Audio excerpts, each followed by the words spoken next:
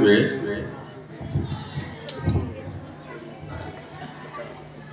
परम सम्मानीय आज के समारोह की अध्यक्षता कर रहे माननीय प्रधान अध्यापिका महोदया, मंचासीन सभी गांव के संभ्रांत नागरिक, उप सरपंच साहिब,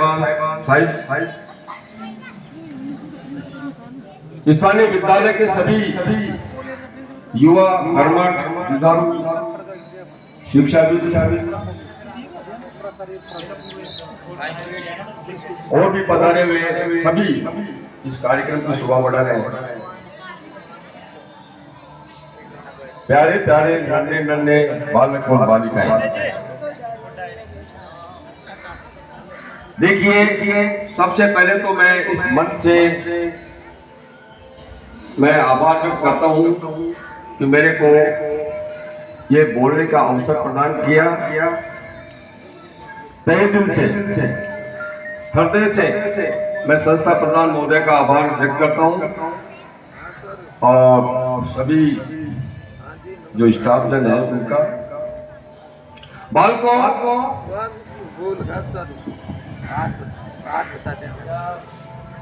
आजादी का अमृत महोत्सव कार्यक्रम बड़े पूरे भारतवर्ष में बड़े हर्ष और उल्लास के साथ में मनाया जा रहा है। इस संबंध में बहुत आवश्यक है, थोड़ा सा ध्यान से सुनने की जरूरत है कि क्या जरूरत पड़ रही है, क्या आवश्यकता इस प्रकार के। इतने पूरे भारतवर्ष में प्रबुद्ध जन सम्मेलन हुए हैं, संगोष्ठियां हुई है, तिरंगा रैलियां हुई है, बहुत बड़ा एक सार इसमें निहित है और एक संदेश भी है।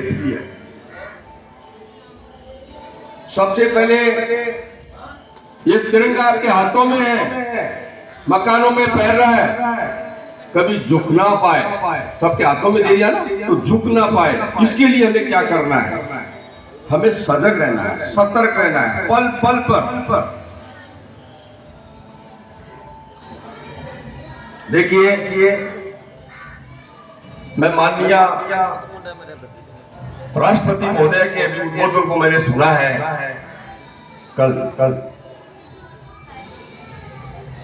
सुनकर के हृदय इतना मार्मिक हो गया, इतना सेंसिटिव हो गया कि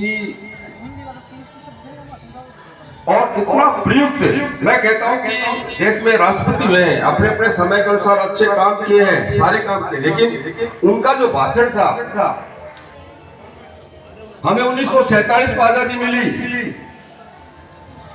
क्या सही मायने में आजाद है? क्या न्याय व्यवस्था सही है? कानून व्यवस्था सही है? छोटे बड़े अपराधों की संख्या इतनी बढ़ गई है कि कुछ तो बोल नहीं पाते हैं, उनको न्याय नहीं मिल पाता है और वो दफन हो जाते हैं। स्वाधीनता से स्वतंत्रता की तरफ अभी प्रबुद्धजन संगोष्ठी में सब कुछ चर्चा हुई है। मैं भी हैरान था कि स्वाधीनता तो हमें आजादी तो मिल गई है और फिर ये स्वतंत्रता किस बात की है। बालकों, इस संबंध में एक छोटा सा प्रसंग मैं आपको बताता हूं और एक शब्द है नेशन, जिसको कहते हैं राष्ट्र।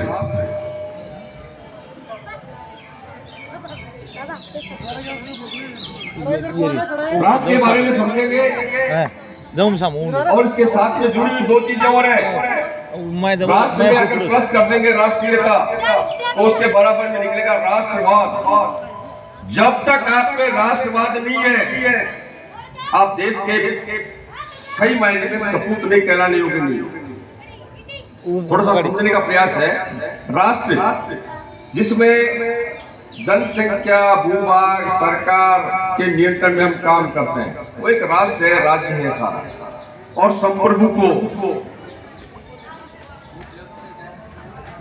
और उस राष्ट्र में रहने वाले नागरिक यदि उस देश के प्रति सजग नहीं है कि बाढ़ में जाए देश, मुझे चाहिए जीने का,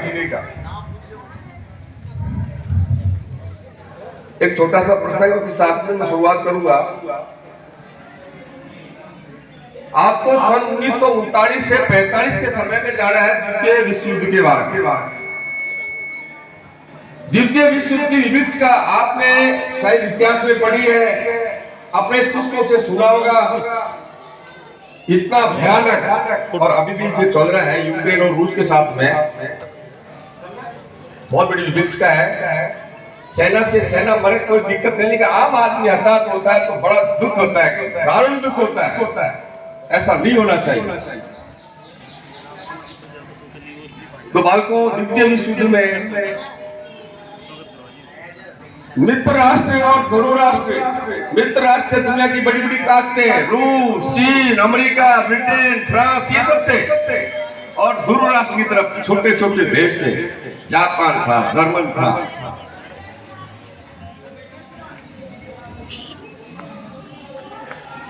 तो देखिए उस समय, और ये पक्की बात है, आज की नई बात नहीं कर रहा, बड़ी मछली छोटे मछली को खत्म कर देती है अपने वर्चस्व के लिए। वर्चस्व की लड़ाई है दुनिया में।